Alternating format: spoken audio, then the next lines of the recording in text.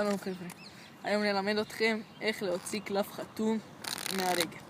אתם בטח שואלים איך עושים את זה, אל תדאגו, יש כאן איך ללמד את זה. וזה ממש קל וממש מדהים. אז יכולים לבחור איזה קלף שרוצים. אפשר להגיד שהקינג עלה, אפשר לחתום בקטנה.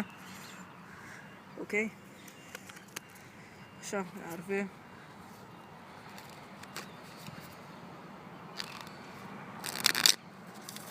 אוקיי, עכשיו קלף נכנס לי על הרגל. אוקיי, זה טוב על הנעל שלי. אוקיי, יש כאן קלף. בואו נראה איזה קלף זה.